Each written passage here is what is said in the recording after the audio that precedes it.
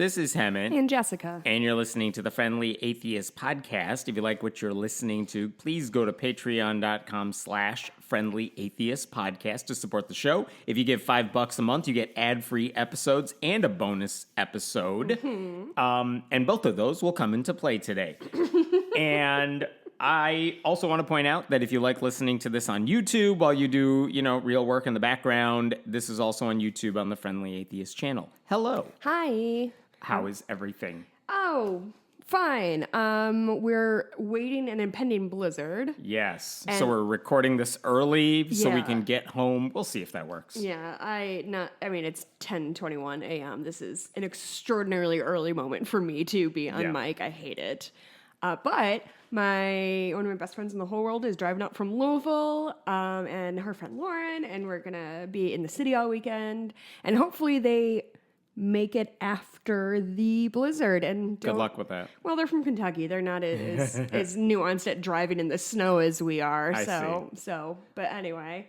Let's start this week by talking about Greg Locke, the pastor out of Tennessee. He runs this circus tent palooza in a city called Mount Juliet, Global Vision Bible Church. I feel like he's one of there's like 4 dudes like that I get mixed up. Like him, the purpose-driven life guy. Like, oh, really? Those sort of like low-key trash bags that like... Rick Warren's relatively fine compared to this sort of thing, but there are a handful of like these, well, he's not even new independent fundamentalist Baptist types. Yeah. He's just one of those, I run a church and people listen to me, and if I talk confidently and loudly, I can say anything I want and these fools will believe me. Now, let me spread lies about COVID. Let me do whatever, and I'll just insert the word Jesus every few sentences and we'll call it a church.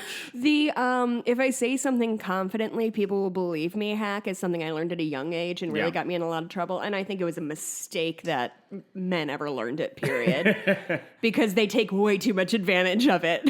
He gets away with a lot because I think he just speaks with authority, and he has that vibe of everything I say is solid gold. There's no room for nuance. It's just definitive statements all the time. Yeah, the charismatic religious leader is a trope for a reason. Like, people are looking for somebody to inspire them and give them hope. And give them answers. To things that don't always have easy, nuanced answers. Yeah. And he has no problem just saying, oh, this thing that we don't know everything about, I know the answer 100% of the time. But the problem is not just that he's wrong about everything and then spreads that with utter confidence. Yeah. It's that he doesn't care who he hurts in the process. And I should tell you, he's been banned from Twitter, tried re-emerging under a new username, and you're not allowed to do that. Sure. So I think he's on his 3rd ban right now. But he's very upset because the thing about trolls is they hate living amongst the trolls. Sure. So, like, this guy's not going to go to, like, Rumble or those right-wing websites because he doesn't care about those people. He wants to troll liberals, and he wants to, like, infuriate people who disagree with him more than he wants to preach to the converted. And we see this time and time again with people on the right of like owning the libs is more important than like passing meaningful policy or doing anything active to help people. Which is why Trump's like new social network, Truth or whatever, it's not going to go anywhere because his whole base does not want to talk to each other and complain. Right. They want to write things, post things that hurt everyone else. So I don't know how those places are ever going to succeed in the long term. I mean, they're but not. Anyway.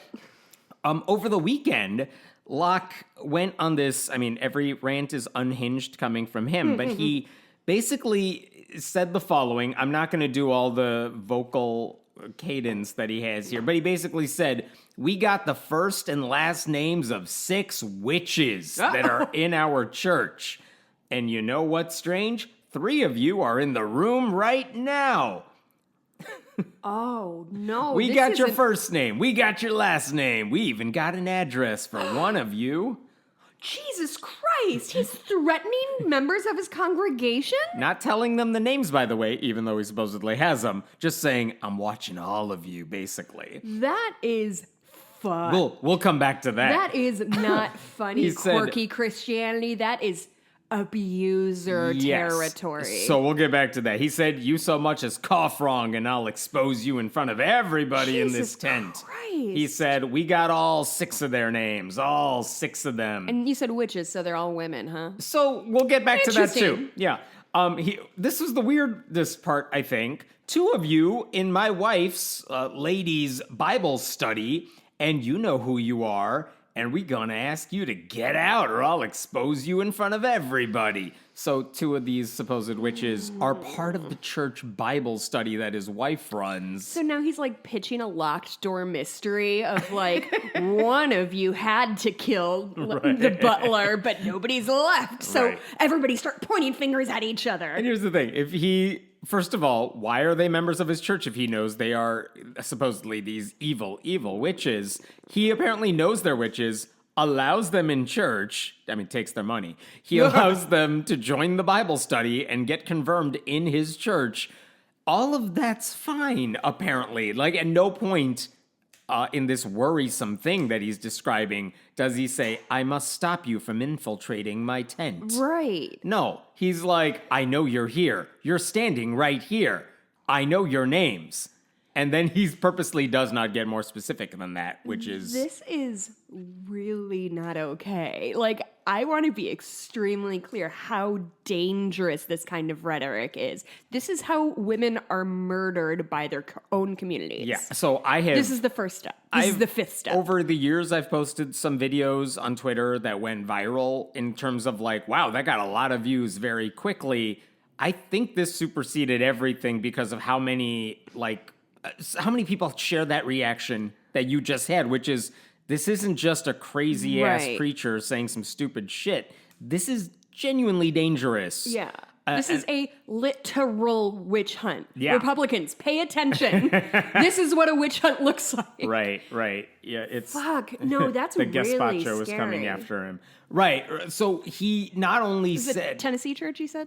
Tennessee Church, yeah. Okay. He's not just trying to arouse anger in the church members. I mean, because I think he feels the need to constantly up the ante. This is the same guy who held a bonfire last week where he was burning books and quote-unquote satanic stuff that involved, like, Disney action figures and... Can I tell a funny anecdote? Yeah. I forgot that happened because I also recently rewatched Arrested Development, and they have a whole joke about, like, burning books and burning records. And so when you're like, "No, Hammett, you're confused again. This is the fictional world of the Bluths you're thinking of."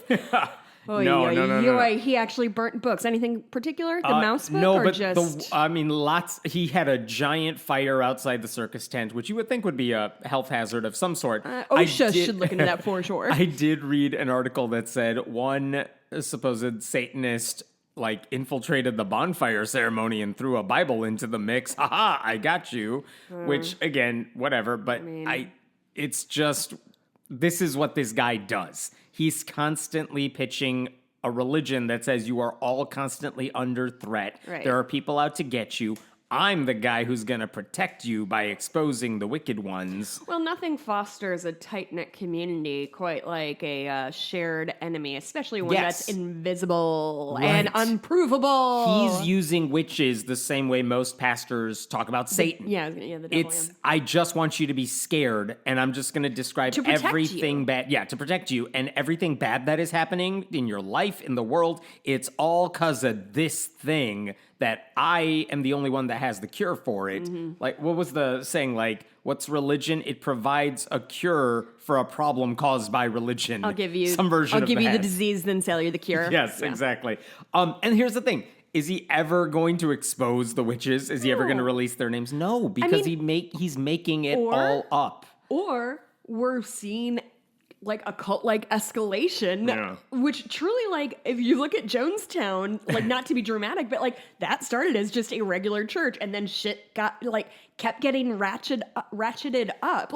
I know that feels like Jonestown is such a big thing to invoke, but that's what this kind of thing looks like. Is nobody is safe except for the people in this room, and even in this room there are spies. Be afraid everywhere. I'm the only person you can trust.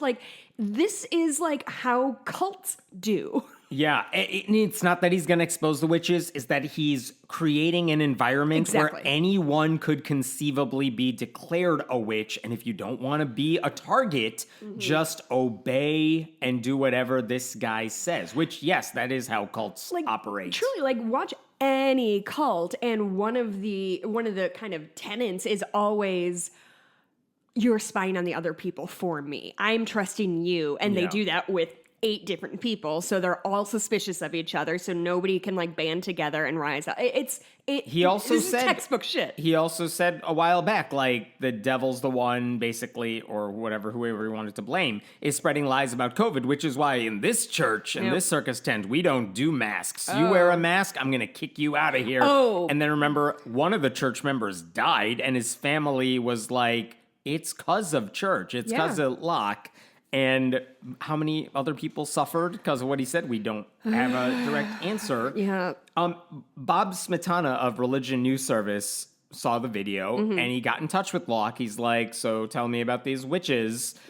One accusation that was flying around online, which I have no evidence for, I'm going to say that up front. Okay. But this is one of the things people were saying online, which is that, why is he saying there's 6 witches? I'm going to expose them. Maybe he's trying to get in front of a story that he knows is coming out. Are there 6 women who accuse him of sexual assault? Or something like that. And he's trying to lay the groundwork so everyone in church could dismiss those accusations if and when they come out. I have no reason to think that's actually the case. Yeah. And I'll tell you this, I have followed this guy for many years. Of all the problems with this guy, that sexual assault sort of thing of random women, that it's never been one of the things he's been associated with. So I have no idea what that's all about. But his defense to Bob of Religion News Service was, first of all, I didn't say these witches were women. 2 of them are men, which doesn't actually answer that accusation. Yeah. Does he know about warlocks and he didn't use the terminology. But also he did not bullshit. Yeah, he did not offer up any names. You would think if you want to do a witch hunt, you would want more people to know who the witches are. No. But he's not interested in that. Counterpoint, anybody can be a witch, and that makes things more fun. He also said these witches were, quote, sent here on assignment to disrupt.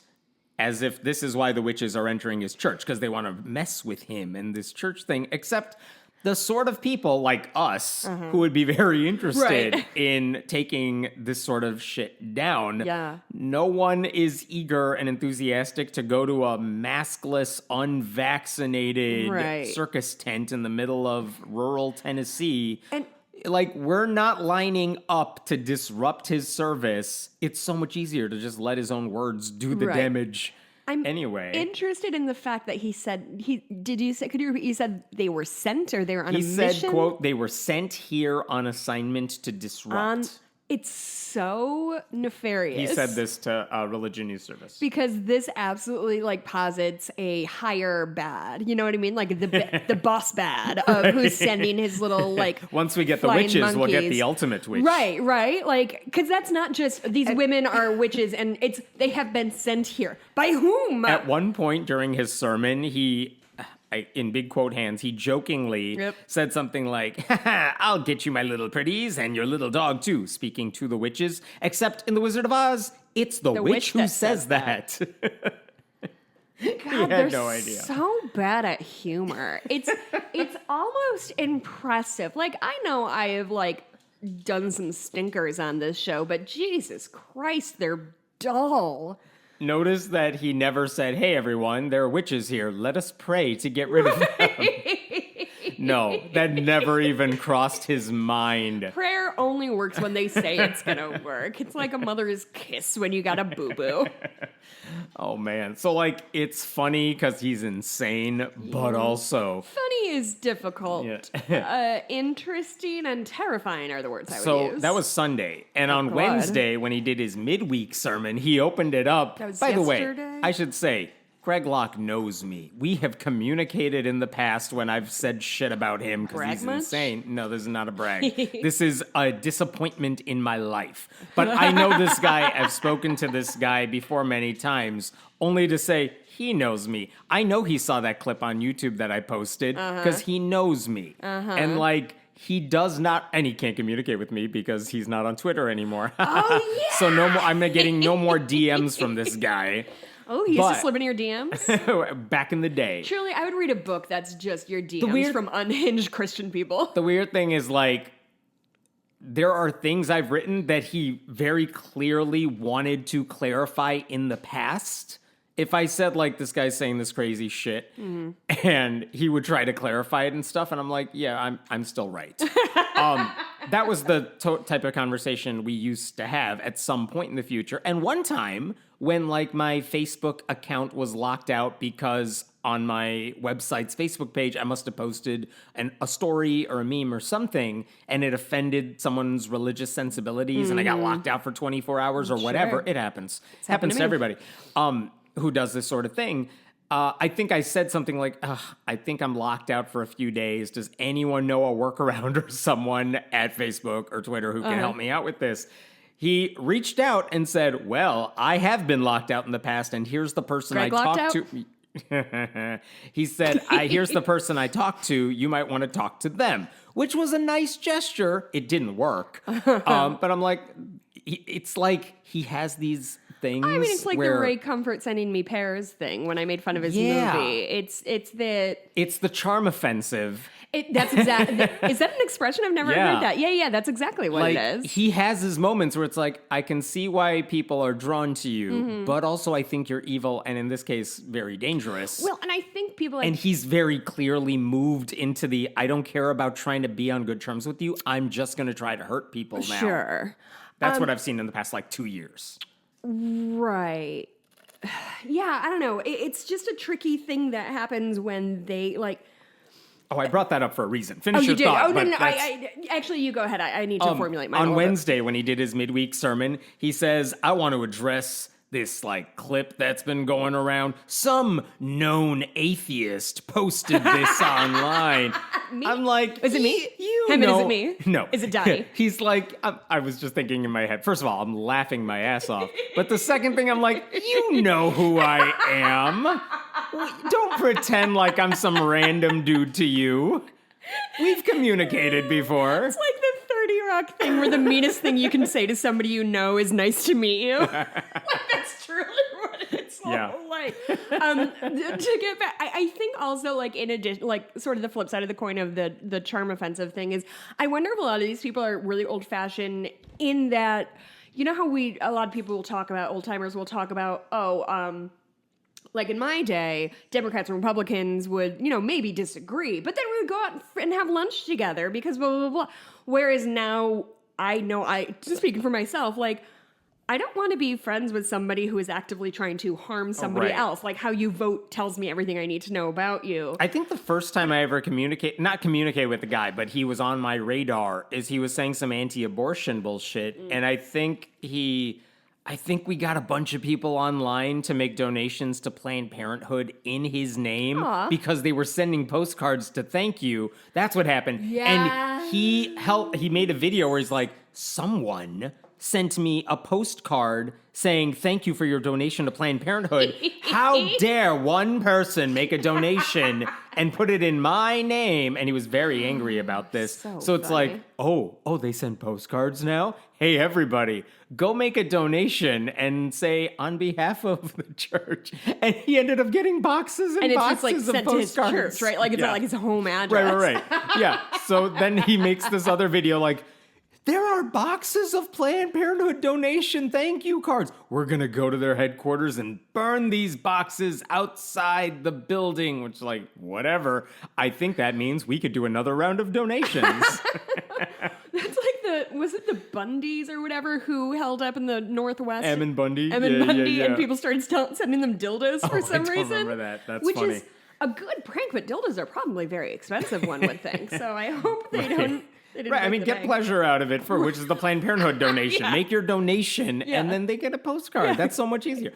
But and since then he's Andrew Seidel from Freedom from Religion Foundation wrote a book about Christian nationalism. He, I think, jokingly sent a copy to Greg Locke. You should read this. It's about your people. I'm making that up. He didn't write that. But Greg got the book, and he made a video where he's like, I'm burning this book I'm not reading this book. I'm going to burn it on the floor, which, by the way, as an author, that's great. Yeah. Please burn all my books. Of my books and then burn them. Yeah. So, like, he's been he loves just needling all these other people. Anyway. But doesn't like it when people do it to him? I don't know. Here's what I'm scared of. Like you said, I don't know where this literal witch hunt leads, but it's scary because you're putting random anonymous people who dissent, and anyone who asks questions is like, you're a witch. Yeah, I hope in a few months' time we look back on this and think, oh, I was wildly overreacting. But as of this moment, to me, I truly feel like I'm at the end of the second episode of a 4-part miniseries on a cult of like, and then he started the witch hunt next time on Greg Locked Up or whatever it's called. Like, it truly feels like worst midnight showing on MSNBC ever. That's true. Like, maybe it's nothing. Maybe he's just using the scary rhetoric and does not realize the horrible consequences that it could behold. But yeah, it's fine. Let me give a shout out to one of our sponsors, Paint Your Life. Not that long ago, I was trying to get a present from my parents who are tough to please. So Paint Your Life made it really easy. I took a picture of my kids. I uploaded it at paintyourlife.com. And they basically sent it along to a professional artist who made a handcrafted image based on the picture I sent them. I could ask them for pretty much any size. I got to pick the artist or have them choose one for me. And along the way, I had a bunch of opportunities to see drafts of the painting, make modification suggestions. And when I finally got the finished product and gave it to my parents, I'm telling you, they were thrilled. They were happier about that than they ever would be of the show. It's true. I'm still here. I know. But it's an awesome gift. It's personal. It's different. They'll use any picture you've got. Quality is amazing. You could get your painting in as little as 2 weeks. At paintyourlife.com, there's no risk. If you don't love the final product, your money is refunded, guaranteed. And right now, as a limited time offer, you can get 20% off your painting. That's right, 20% off and free shipping. To get that special offer, just text the word friendly to 64,000. That's friendly to 64,000. Text friendly to 64,000. Paint your life, celebrate the moments that matter most. I want to just talk about this Kevin Sorbo tweet that cracked me up. I know you've seen this. Oh, God. But in a clip on one of those right-wing podcasts, basically Kevin Sorbo, the Hercules actor, the guy who was in the original God's Not Dead, who famously one time read a stage direction and just yelled, "Disappointment!" Oh my God. Have you never heard that? I have not heard that. I'll look Please it up find everything you can about that moment. I can't Kevin believe you've never Sorbo heard was it. on a right-wing podcast and said his production company has 30 movie scripts with crews and locations all lined up, but can't get any people to finance any of them, and it's because he's a conservative. So many problems with this. First of all, so many. How do you have 30 movie scripts and not a single decent one? Because I've seen what this guy. I'm oh showing my him God! the I'm GIF. seeing the GIF. Shut up. Nobody thinks. Yep, he's screaming disappointed. I'm not going to do the That's video, beautiful. but you have to assume, like, you have to understand that the audio matches that perfectly. Disappointed! Yes. How do you have 30 scripts lined up with crews and locations when you don't have any funding for any of them? Are you really telling Lined up with crews and locations? Are you telling people this is script 29? I need you to put your life on hold. I'm working on the money thing. Yeah, that man does not understand how shit is made, or it is depending that we don't understand how shit is made. I don't recall Kevin Sorbo making one movie. I mean, God's Not Dead, he acted in, but that He wasn't a wasn't producer? his. He wasn't the producer of that. He was a hired actor. So why does he have so many scripts? Is he I have getting no into idea. producing? I Is he just think- buying up scripts? I think one time he made a documentary where he, quote Was a unquote, well, no, he was like I don't know anything, but I'm going to talk to Christian Bible scholars who know everything. Very Lee Strobel-esque. Sure, yeah. I have no idea what these movie scripts are, but the fact that he has Bet 30, they're bad. and also I can't get people to finance them because he's a conservative. Clint Eastwood spoke at the Republican National Convention. I don't think he's ever had a problem making a movie or getting money to make a movie. Tim Allen is conservative. He's the voice of every animated everything. Well, now, mostly just Buzz Lightyear and Home Improvement things. But he's in stuff. Like, conservatives aren't necessarily the problem. They could still get work in Hollywood. And you're telling me that Hollywood, like, think of every horrible, awful, stereotypical thing you know about Hollywood. You're telling me you could make money for them, but they're saying, no, I disagree with your political beliefs. Yeah. Like, that's never happened ever in the history of Hollywood. Also, they will make shitty movies if they think they can make money off of them. Yeah, while you were talking, I was looking up what the first God's Not Dead grossed. It's a lot, like 60, 70 million. Yeah, that's exactly right. It's 65 million against a budget of 2 million. Yeah. So these are really profitable movies. I'm going to look up the other ones and see if the other ones went down in profitability, but like, at least as far as I know, even God's Not Dead 3, when people stopped paying attention, made money in the long run. But again, none of those are Sorbo's productions, and he's not in 2 or beyond. So, like, this is not Pure Flix, which has made a lot of money from those movies. Sorbo's saying he has his own production company and is going to make money, but, like, no one will give him the funding he needs. By the way, if you have all these projects, and you have a production company, and you feel confident in what you're making, go friggin' fund it yourself and make the money and prove to people that you're worth the investment. Nope, he'd rather whine about it than actually do something about it. Typical right-wing trope. Yeah, I just looked up the second movie, budget of $5 million, grossed $25 million. Again, the only one I don't know the answer to is the new one that came out that honestly got very little publicity, and it was called God's Not Dead, some random bullshit. A Light in the Darkness? No, that was 3. Oh. Come on, know your God's Not Dead mythology God's here. Not Dead names. Yeah. I know one is We the People or something That's like the that. new one. Is it We the People? Yeah. I don't know how much money that made or how much their budget was for that, but that was a pandemic era movie production. But I don't know how much they made. Kevin Sorbo has enough. I don't know how rich this guy is. I have no doubt he has enough money to get one of these movies financed. He just doesn't care. He wants to whine about it more than do something about it. He wants to play a victim and then accuse everybody else of playing victim. It's his favorite. Okay, I'm going to shift gears entirely here because this blew my mind. Do you know the Catholic League?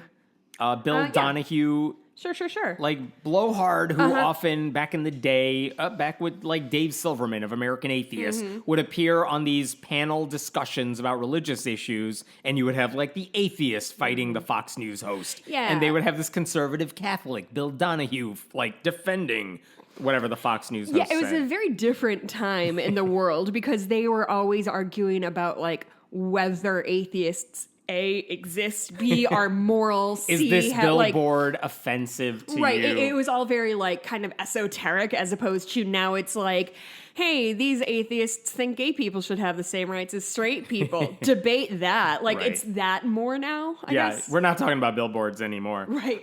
So the thing about the Catholic League is, as someone who has followed them for like 15, 20 years... They have an organization. Wow, say that again and really listen to yourself. Believe me, I do it every day. You dedicated 2 decades of your life to this garbage. You are not saying anything I haven't said to myself so many times. So the Catholic League... And your children say to you at night? My kids don't know what I do. Your life, Dad. I try not to tell them to keep them happy.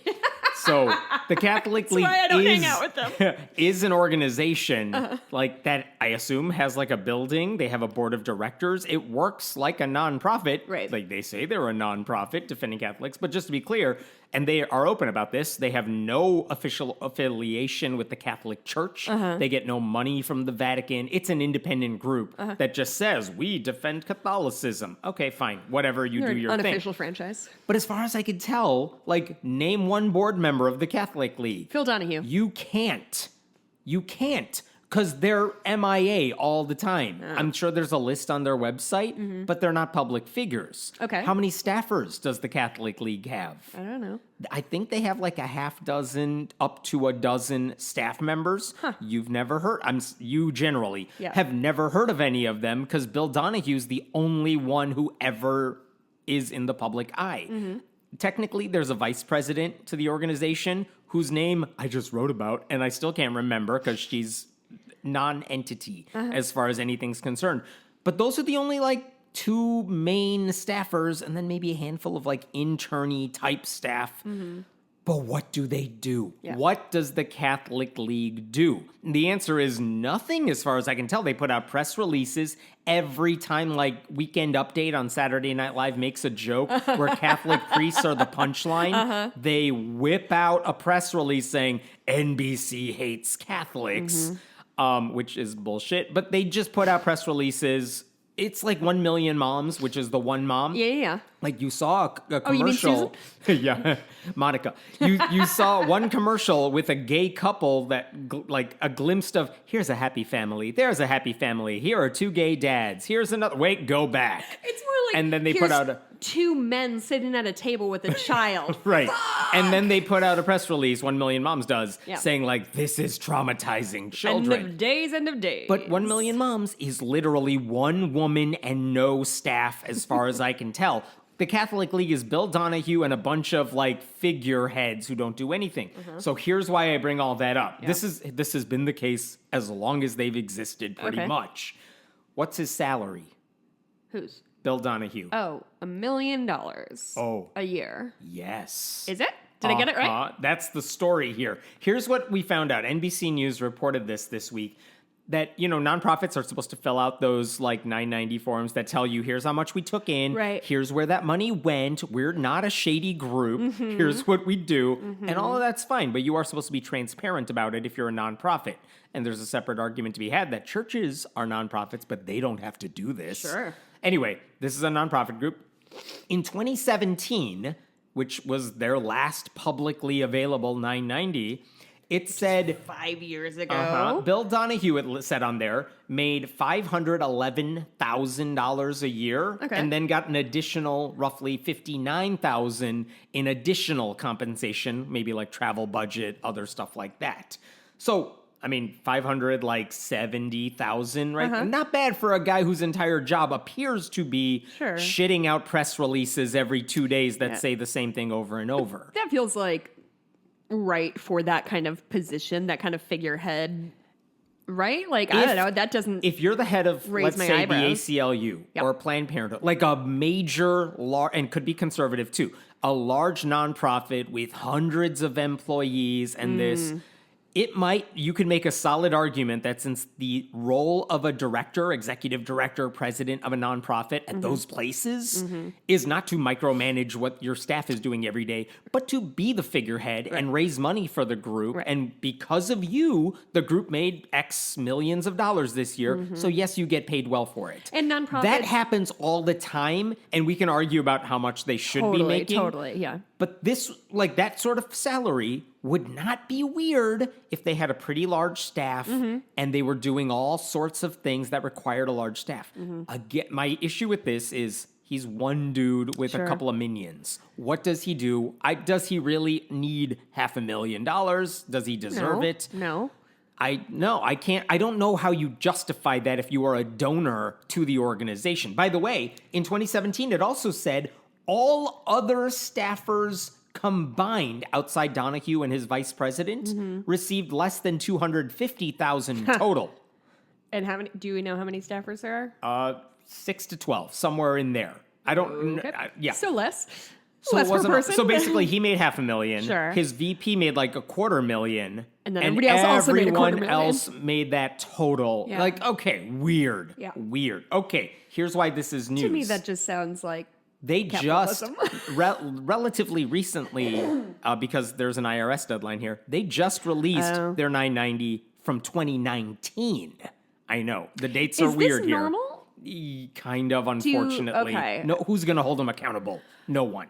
The IRS does not pay attention. Okay, so this isn't like a normal thing that I wasn't aware of. Like you're 5 years behind on your taxes at all times. Something like that. Yeah. Like if you donate to a solid, good nonprofit, not only do they release their tax returns on time, like within a timely manner, they put it right up on their website and say, if you want to know what we do, where our money goes, here it is for you. They're certainly not trying to hide it. Right. And if you're shady about it, you don't do it unless you have to.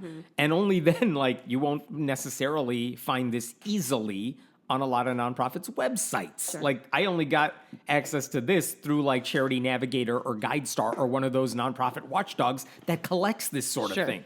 So NBC News saw, they just posted their 2019 990 tax return. Well, let's see what's changed. And what they noticed is that Donohue's salary had jumped to $990,000. Oh ho! Almost in 1 year. Well, 2 years, yeah.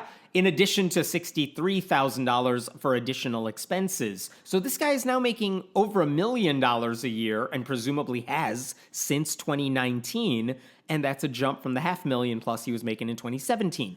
So we go back to the question: what the hell are you doing? What do you do to earn this money? Or, this is the accusation, is the Catholic League just like a slush fund for you, where you put board members on, like, who just are there to rubber stamp whatever you want?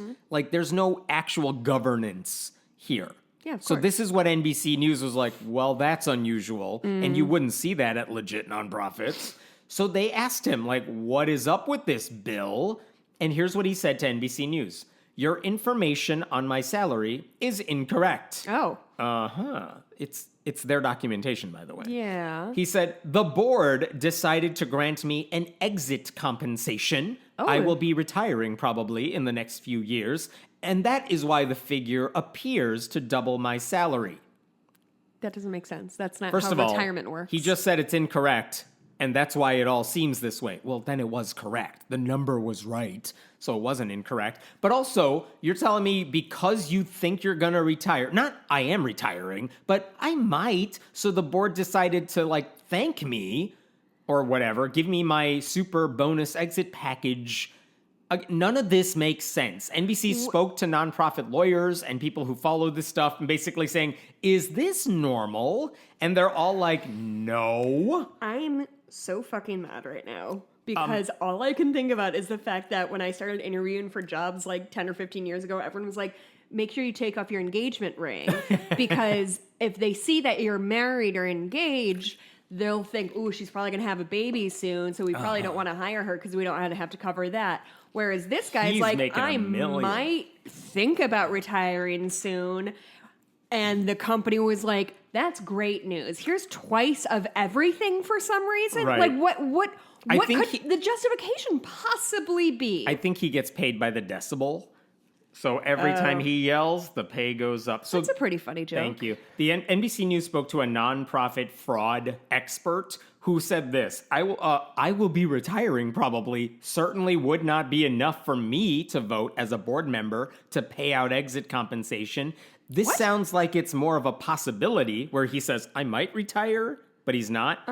That's weird. She said, why would the board agree to exit compensation before the exit is planned? Yeah. And also, that's a big exit compensation. This is money laundering, right? Probably. I mean, like, what the fuck is going on here? My buddy Rob Boston of Americans United, who's followed Bill Donohue in the Catholic League longer than I have, he said the Catholic League's main activities these days seem to be placing shrill op-eds by William Donohue in right-wing clickbait sites, publishing a poorly designed newsletter, and issuing hysterical and utterly predictable press releases screaming about anti-Catholicism whenever anyone dares to disagree with the political position held by Catholic bishops. By the way, Bill Donohue also defends the Catholic Church anytime there's an accusation of child sexual abuse. Sure. He's like, let me tell you why the Catholic Church is fine here. That's also what's going on. So, listen, I don't know why he's getting paid this much. I don't know if what he's doing is legal. It's certainly not ethical by any reasonable standard. And these are the people who, like, are willing to look the other way on something like this, are also the people who are clutching at their pearls that people want to make $15 an hour, or they're afraid they don't want welfare because what if somebody takes welfare and isn't even working or trying to work? Like, they're so breathlessly worried about people taking advantage of, quote unquote, the system. But things like this happen and they're like, I don't understand how I could be upset about this. There's no better use of that $500,000 than to go in this rich man's pocket. Like, it's astoundingly evil. I don't get it. I don't know why you'd want to donate to this organization, even if you supported, in general, the Catholic Church. Like, it's an easy right-wing grift to say, I'm going to complain about all the things you hate. It's such a grift. And I'm going to do it in the name of my God and my religion, and people will flock to it. There is a very easy, susceptible, gullible audience that buys into this shit. And again, even if everything they're doing is legal, by the books legal, you have to wonder, like, you all know that you're just lining his pockets and they're not doing anything beyond the press releases, which, by the way, most media outlets know not to take seriously because it's one dude who basically lives in his basement and shits this stuff out. Yeah. So, like, even the press releases don't really accomplish anything that they're aiming. If they're aiming for change, it's not working because they're less effective now than they were when they first began. At least back in the day, you could get a media hit. You could get on TV because your group was fighting this cause. And now it's like, oh, you guys issued a press release about a joke on late night sketch comedy shows? Like, dime a dozen from this group, so we just know to ignore you. It's just truly the most pointless of endeavors. Like, to what end? What is your goal, sir? To keep... You can't shrug on a podcast. To keep, like... Yeah, to just point. be there until another priest is accused of something so you can dig up dirt on the kid they molested. Like, is that your job? Is that how you're honoring your God? Because, I don't know, that doesn't feel great. Also, if I'm donating to a place and they're like, we're technically legal, I would be like, I am taking my money and running far away from you. Like, what the fuck is the matter with these people? You're a church. You pretend to be this moral high ground. You try to apply your morals to everybody. Meanwhile, y'all are grifters. You are grifting these people. I woke up the dog. See what you did, Hammett? Yes, blame me. I was waiting for this story. See what you made me do? I was waiting to tell you this one. Okay. God. Here's the sad beginning, then we'll get to the crazy shit. January of 2021, over a year ago, a young woman, 26 years old, her name is Hannah Ford, she died in a car accident. Horrible tragedy, made even worse by the fact that she had just gotten engaged like the month prior. Honey. I think she was looking at a potential wedding venue and driving home when this horrible thing happened. Awful. Obviously, awful thing. The man, by the way, I should point out, she's a conservative activist from Alabama, I believe Alabama, and she had worked on a number of Republican campaigns, and her fiance, his name is Winchester Higgins. No, you don't get to laugh at that. His name is Winchester Higgins. He's the son of an evangelist. Oh. So they both live in the same, like, circles of right-wing, conservative, white evangelical type of politics, culture. Okay, fine. Whatever. So they're engaged to be married. She dies in this horrible way. So sad. And this guy is her fiance, obviously grieving, devastated. And you could see, like, the Instagram posts from around that time are just like, this is like, she's with God now. The stuff you would expect. I can't imagine. Right. So one of the ways he's been grieving over the past year is he visits her grave in the cemetery. Yeah. And he brings flowers for her. Now, I should say, the city that they are in, they say, look, if you want to take a flower... Still Alabama, right? It's still Alabama. You're totally allowed to put a flower on a grave site. That's all well and good. Because of some inside thing this couple had going on, he said she doesn't like, what did she say? She doesn't like cut flowers from a florist. So he actually wanted to put like a box of flowers, like roots and all, in a planter box on her gravesite. Because he's like, she would have wanted that sort of thing. That's cute. And technically, the city's ordinances say, well, you're not allowed to do that.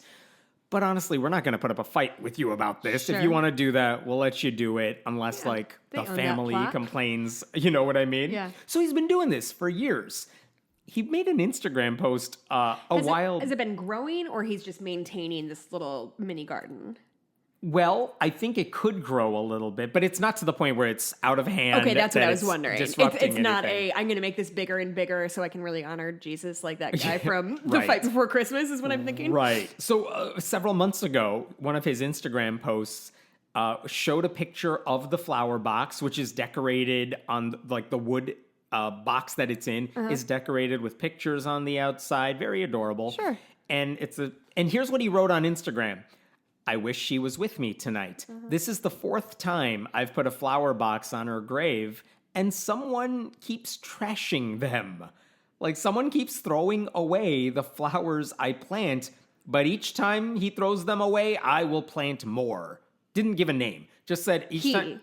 He said he, but I don't know if he said any name or knew who it was. Okay. He's like, someone must be throwing this away. Because who's going to a cemetery, to a specific grave site? Of course. And wrecking this thing. And because it had happened multiple times, clearly calculated and not random. So he's like, listen, I don't know who's doing this. It's definitely not just like sometimes flowers die. Right, okay. no. Okay. So he's like, whatever. I don't know who's doing this, but I'm going to keep putting a box here. Sure. As long as you do it. So that was weird. And also, Very weird. like, what the hell is someone doing? That's messed up.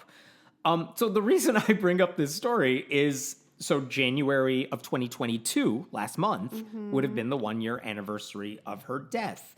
So Winchester Higgins goes to the cemetery, puts another box there.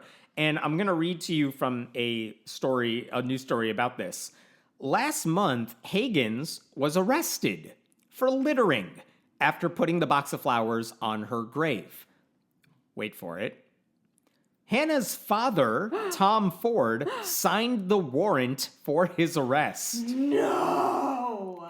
Higgins says he was never contacted by Ford before he was arrested. The officer came over and said, hey, Mr. Higgins, can you step out of the car? There's a warrant for your arrest.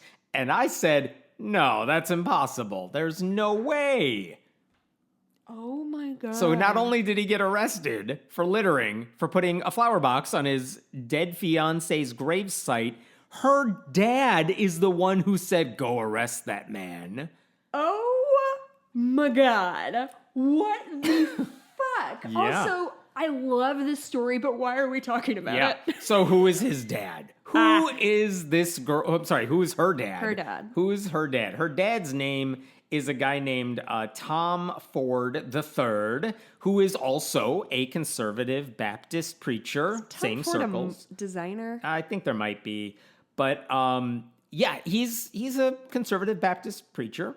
And a few years ago, he was one of the guys cheerleading for Roy Moore, who was running for senator. Oh, and so he's a good person. So Roy Moore, of course, the former Chief Justice of the Alabama Supreme Court, who was running for senator against, oh my God, the name is escaping me. Help me out there. Doug Jones. Doug Jones, thank you. And during that race, of course, when Roy Moore is the nominee, stories start coming out about how how Roy Moore sexually assaulted girls. Like, he was 32, she was 14. Jesus. And then more women came out of the woodwork saying, yeah, that happened to me too. Look at this poor sweet boy. I know. There's she's showing, Jess has shown me a picture of Winchester Higgins kneeling by the gravesite. Squatting by the gravesite. So Tom Ford, the woman's dad, worked for Roy Moore. When the allegations against him came out and basically sunk that campaign, Tom Ford was one of several pastors who signed a letter saying, we support this man and we're on his side no matter what. I'm not saying that has connected necessarily to the story. I just wanted you to know who we're dealing with here. Basically saying, I'm still behind Roy Moore, even though he wants to impose like theocracy on the world. And Tom Ford wasn't just a dude who signed his name. His name was at the top of the list. And by the way, his daughter, the one who died, worked on Roy Moore's campaign too. Cool. But okay, so what does that have to do with the? Oh, the box planner was so cute too. I'm sorry, I just wanted to see some. So why did Tom Ford? What did he have? Like, here's what I didn't get at first as I'm reading the story. Why would this conservative preacher, whose daughter went through this tragedy, whose fiance appear to be in the same conservative Christian Republican circles. What's their beef? I have no idea because it sounds like they're the same dude. Okay, I have a question. Do you know the answer of his reasoning? No. Oh, so and we by don't the know. way, So I was going to take some swings, no, but so we just don't know. We don't know, and neither does Winchester Hagen's over here. What the Because they're like, so why is he coming after you for the flowers? I don't think he knows. He's like, I have no idea what this guy has against me. Is this just a case of a guy who refuses to go to therapy and is taking it out on everybody else in his life? I have no clue. But interestingly enough, I found the website for Tom Ford's church that he pastors. And the last sermon that is published from Tom Ford is from last October. So this is like 6 months after his daughter has died. And here's one of the things he said. He was talking about losing a daughter. Very emotional. Sure. And along the way, he said this. This is from Tom Ford, the father. I think of the times I visited my father's grave. I would stand there and wish I could talk to it and express my gratefulness, my appreciation, my love, his love for me when I was unlovable. This beautiful sermon about his deceased father saying, I went to that gravesite of my dad and I was very emotional. Yeah, and here's what it these meant things. to me. Meanwhile, his future son-in-law at one point is doing the same thing. And Tom Ford's like, arrest that man. What the I don't know. fuck? Tom Ford, a lot of news outlets reached out to him saying like, what is the problem here? He did not issue any kind of public statement about this. Like, there's no I don't know what beef he had. I don't know what problem he has with the flowers or anything. But the headline of this story is that a Baptist preacher had a man arrested for putting flowers on the one woman they both loved for different reasons. And no one knows what's up with that. Like, I'm wondering... my initial thought would be, ooh, I wonder if the fiance is actually the bad guy and like was a horrible abusive other thing. Than the fact that he's conservative and in those circles, I have but yeah, of course. And I'm not saying that is what's happening, but like even were that the case, if Tom Ford was a proponent of Roy Moore, I wouldn't bet he would be too upset if this guy was not treating his daughter great because he doesn't care about women. That might have been a big swing, but I don't know. I'm baffled. I mean, Tom Ford maybe that's supported what Jesus Roy would have Moore. done. His daughter worked for Roy Moore. I have to assume this fiance supported Roy Moore too, or at least those things. So again, politically, religiously, all this stuff, they seem to be in line. And which also raises the question of when Hagen's was putting these flower boxes on her grave for the past year and they kept getting vandalized, who's doing that? Was it the father? Or do you think he like paid somebody to go clean it up? Such a weird... So deeply strange and sad. I don't know. I have so many questions and I have zero answers, but that's kind of the whole point of the story. Because even the dude that got arrested is like, I have no idea what I'm doing wrong here. Is there like a biblical passage against planters or something like that? Because you just never know what's in the Bible. You know, that's as reasonable as an unreasonable the justification. Thing, right. There's the mixed fabrics thing. If that were true, planters? if there was some Bible verse that he was interpreting to say you can't do that, I feel like he could have just said that to the media. Okay, but he didn't. If I came to you and I was like, well, I just found out that the Bible says you're not. This preacher says the Bible says you're not supposed to use planters because God already gave you the earth. Why are you trying to lift the earth out of the earth? Would you believe that? I mean, I've heard worse. Yeah. But also, you would say that out loud because someone with that irrational of thinking, they're very proud of that. Yeah. So he would have said that. He didn't say that. He's just like, I did my thing. All the drainage you need, God gave you. We're like, what are we? The priorities. The priorities are always confusing. Let's talk about our other sponsor. Oh, yeah. Go for it. It's my turn. It's your turn. I'm reading an ad. No big deal. Hey, thank you to HelloFresh for sponsoring our program. If you like cooking but don't like shopping and meal prep, HelloFresh is for you. They deliver pre-portioned ingredients to your door, including farm fresh produce that arrives every week. You can skip the trip to your grocery store for last-minute ingredients, stop wasting money on food that you'll just end up throwing out. I started using HelloFresh when Mikey and I were both out of the house full-time, and we had a puppy, and I really like cooking, but I was getting home at like 6 o'clock and then would be like, oh, and now I have to figure out a thing to make, and it was very stressful. So having a couple options that I could just grab out of the fridge, choosing between 2 meals and an infinite number of meals is much easier for me. I'm really excited now. Hello Custom is a thing, so you can swap out like a protein or a side, so it gives you more choice, more variety, and more meals that are tailored to you. So go to HelloFresh.com/friendlyatheist16 and use code friendlyatheist16 for up to 16 free meals and 3 free gifts. That's HelloFresh.com/friendlyatheist16 and use code friendlyatheist16. HelloFresh, America's #1 meal kit.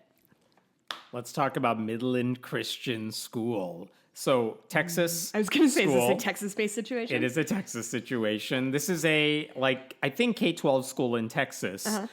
On Wednesday morning this week, police arrived at the school, arrested 5 employees. Employees, including a baseball coach, an athletic director, a vice principal, another vice principal, and the superintendent. The superintendent?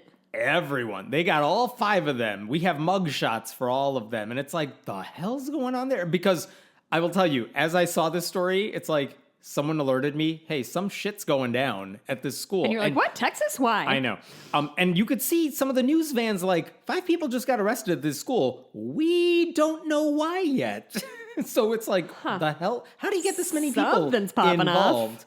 Here's what I have since figured out from additional people writing about this story. Here's the story, okay? As we know it. Last month, a freshman at the school, he's a baseball player. He must have gone to the locker room to change clothes after a game. A freshman at the school, so he's probably 14-ish. Yeah. He said he goes to the locker room to change his clothes. Lights get turned off, and someone yells out it's freshman initiation day. Oh, boy. And apparently a handful of kids start beating this kid up. What? Yeah. It's like a hazing ritual or something. They start beating this kid up. And then someone allegedly assaults him sexually with a baseball bat. Yeah. Horrible stuff. I don't have any more information on that. Oh, but my fucking Christ. That's the right reaction, right? Kid? A kid. With a baseball bat? At Midland Christian School. It's a Christian school? Uh-huh. So, I don't know what happened specifically after all this, but at some point within the next day or two, the assistant principal of the school, her name is Dana Ellis, knew what happened. Someone told her. I don't know if it was the victim. I don't know if it was someone else. Uh-huh. Word gets back to the vice principal.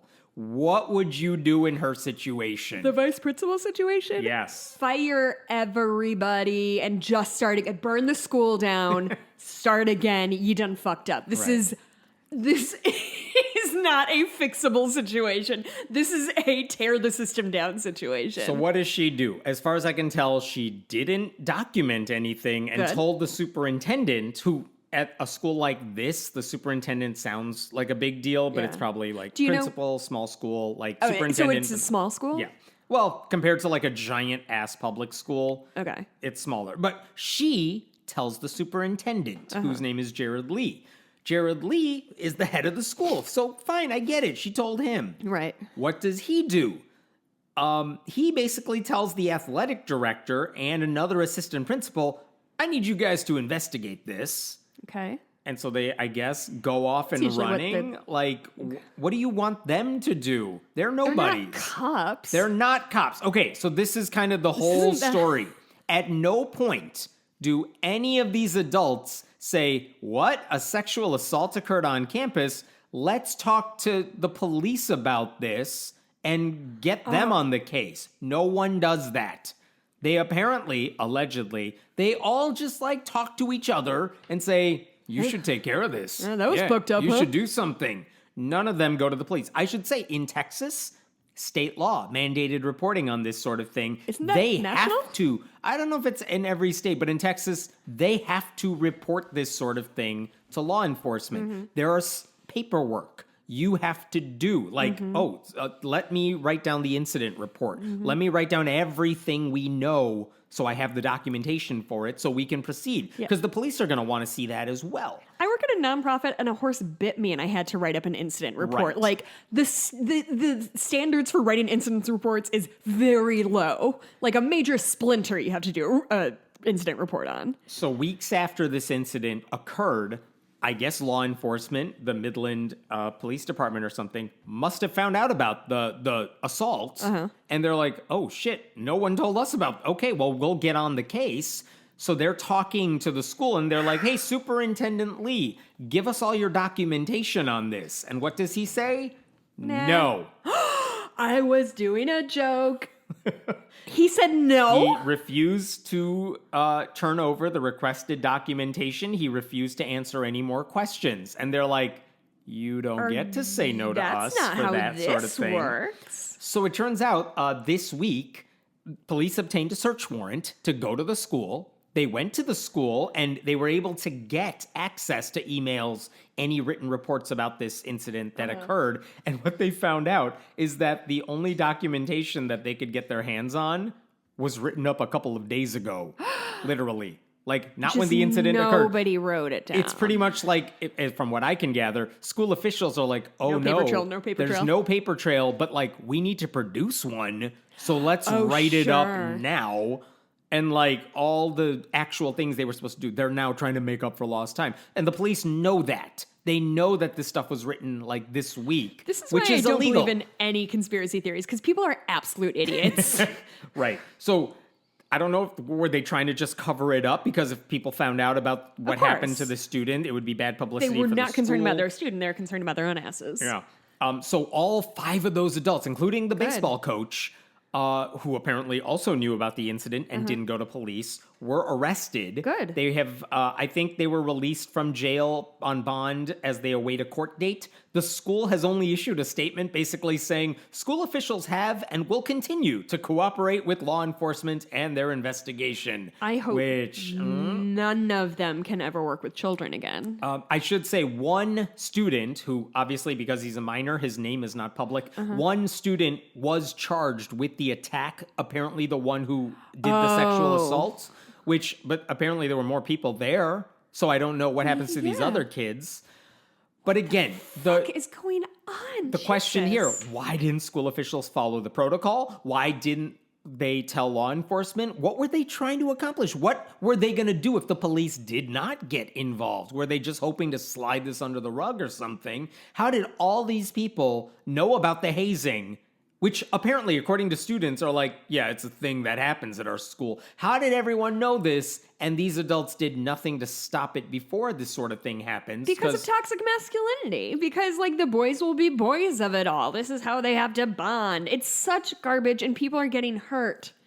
I'm sorry, go ahead. I'm so upset about this. A local news outlet spoke with former students. I should say they are not named. We don't know who these people are, so I don't know how much validity to give these statements. But the news outlet said we spoke to former students who said, one of them said, this is definitely not the first cover-up that has taken place in Midland Christian at the hands of coaches and staff.